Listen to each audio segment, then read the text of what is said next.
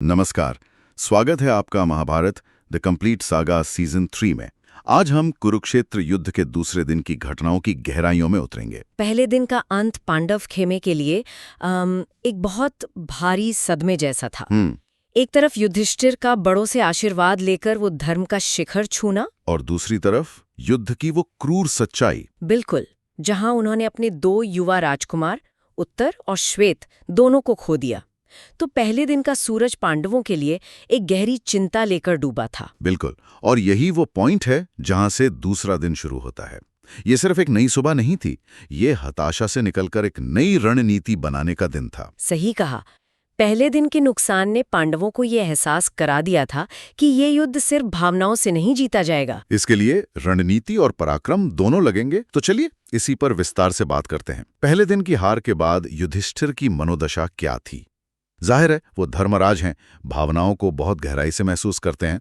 आप सही कह रहे हैं। युधिष्ठिर पूरी तरह से टूट चुके थे।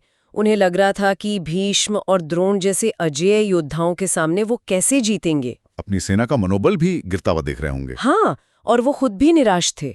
और यहीं पर श्री कृष्ण की भूमिका, वो सिर्फ एक सारथी से कहीं ज्यादा बड़ी हो जाती है। वो एक तरह से क्राइसिस मैनेजर बनकर सामने आते हैं। ये दिलचस्प है। मतलब वो सिर्फ अर्जुन के लिए नहीं, पूरे पांडव पक्ष के लिए एक मार्गदर्शक थे। उन्होंने युधिष्ठिर से क्या कहा? देखिए, श्री कृष्ण ने उन्हें कोई झूठी तसल्ली नहीं दी।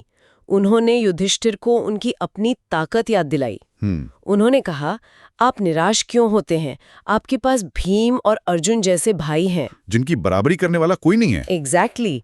आपके पास धृष्टद्युम्न जैसा सेनापति है जो सीधे द्रोण से लोहा लेने के लिए जन्मा है।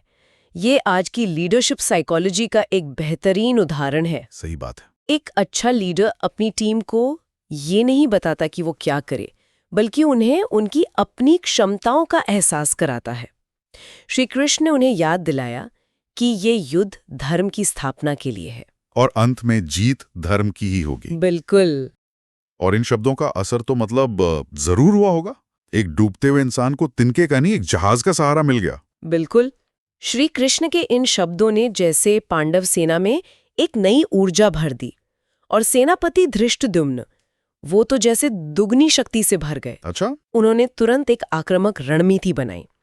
पांडव सेना को एक खास व्यू में संगठित किया, जिसे क्रौंचारुण व्यू कहा गया। क्रौंचारुण व्यू, ये नाम सुनने में बहुत शक्तिशाली लगता है। ये असल में था क्या? इसकी क्या खासियत थी? क्रौंच एक पक्षी होता है, तो ये व्यू उसी पक्षी के आकार का था जो उड़ान भर रहा हो।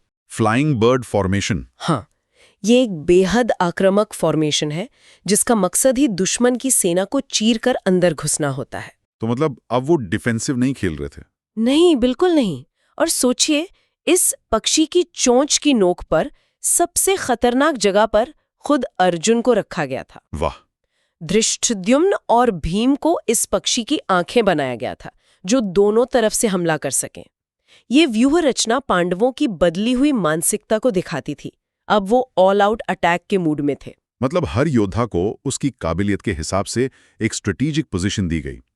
इसके जवाब में कौरवों ने क्या तैयारी की? जाहिर है भीष्म जैसी अनुभवी नजर से यह व्यू छिपा नहीं होगा। बिल्कुल नहीं। भीष्म ने इस आक्रामक व्यू को देखा और उन्होंने भी अपनी सेना को एक विशाल और मजबूत संरचना में खड़ा किया।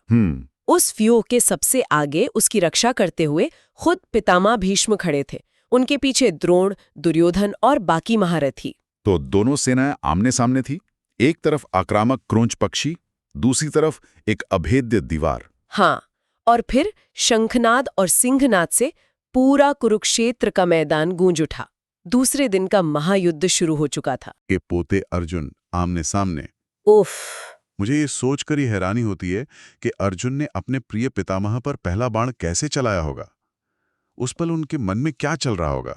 ये सवाल इस युद्ध का सार है। ये सिर्फ शस्त्रों का युद्ध नहीं था, ये भावनाओं का, संबंधों का, धर्म का युद्ध था। सही।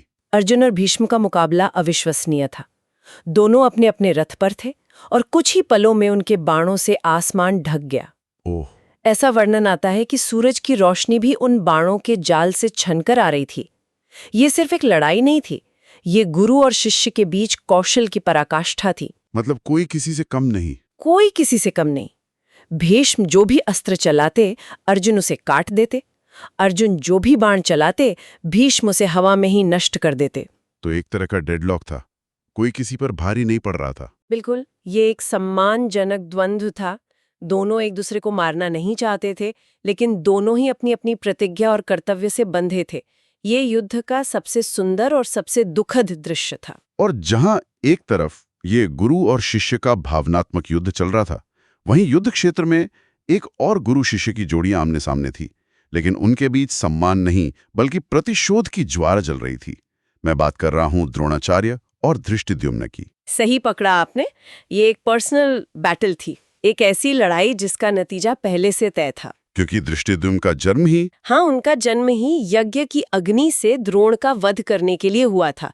ये बात द्रोण भी जानते थे और धृष्टद्युम्न भी। ओ बाप रे। अब आप उस मनोवैज्ञानिक दबाव की कल्पना कीजिए। द्रोण उस व्यक्ति से लड़ रहे हैं जो उनकी मृत्यु का साक्षात रूप है। ये तो बहुत बड़ा मेंटल प्रेशर है। मतलब आप अपनी ही मौत से लड़ रहे हैं। नियति को पूरा करने के लिए लड़ रहा था। उसने द्रोण पर इतने तीखे बाण चलाए कि द्रोण को भी पीछे हटना पड़ा। द्रोण ने भी पलटकर वार किया, लेकिन उस लड़ाई में एक अजीब सी तीव्रता थी जो भीष्म और अर्जुन के युद्ध में नहीं थी। वो पर्सनल हो चुकी थी। हाँ, ये युद्ध कौशल से ज्यादा नियति का खेल लग रहा था। जहां ये बड़े बड़े महारथी एक दूसरे से उलझे हुए थे, वहीं भीमसेन क्या कर रहे थे? उनका तो स्वभाव ही तूफानी है। भीमसेन सचमुच एक तूफान की तरह कौरव सेना पर टूट पड़े थे। अच्छा। उनका सामना हुआ कलिंग और निषादों की सेना से, जिसका नेतृत्व कलिंग राज कर रहे थे। भीम ने अपनी गदा उठाई और उस सेना में ऐसा हाहाकार मचाया कि भगदड़ मच गई। मतलब कोई सामने टिक ही नहीं पा रहा था। कोई नहीं। उनका गदा युद्ध इतना भयंकर था कि हाथी, घोड़े, रथ, सैनिक जो भी सामने आता वो उसे उड़ा देते। हम हमेशा भीम के क्रोध और बल की बात करते हैं, लेकिन क्या ये सिर्फ अंधाधुंध गुस्सा था या इसके पीछे कोई रणनीति भी थी? ये बहुत अच्छा सवाल है। ये सिर्फ गुस्सा नहीं था, ये एक सोची समझी शॉक एंड ऑ टैक्टिक थी। अच्छा। भीम कौरव सेना के एक खास हिस्से को निशाना बना रहे थे ताकि उनकी व्यूह रचना को तोड़ा जा सके। उन्होंने कलिंग राज के कई पुत्रों शक्रदेव, भानुमान, केतुमान सबको मार गिराया। हाँ, और कई बड़े योद्धाओं को एक एक करके मार गिराया। देखिए, जब सेना का नेतृत्व ही खत्म हो जाता है तो सेना का मनोबल टूट जाता है। सही बात है। भीम सिर्फ मार नहीं रहे थे, वो कौरवों के मोराल को तोड़ रहे थे। वो सचमुच एक वन मैन आर्मी की तरह पूरी बटालियन पर भारी पड़ रहे थे। मतलब उन्होंने कलिंग सेना को लगभग खत्म ही कर दिया। इसका कौरवों पर क्या असर पड़ा होगा? बहुत गहरा असर। जब बाकी कौरव योद्धाओं ने देखा कि भीम अकेले ही पूरी सेना का संहार कर रहे हैं तो उनमें भय फैल गया। भीष्म को खुद भीम को रोकने के लिए आना पड़ा। इससे पता चलता है कि भीम का पराक्रम कितना विनाशकारी था। हमने दिग्गजों की बात की, भीष्म, अर्जुन, द्रोण, भीम, लेकिन दूसरा दिन अगली पीढ़ी के उदय का भी गवाह बना, है ना? मेरा मतलब अभिमन्यु से है। बिल्कुल। अभिमन्यु का पराक्रम दूसरे दिन देखने लायक था।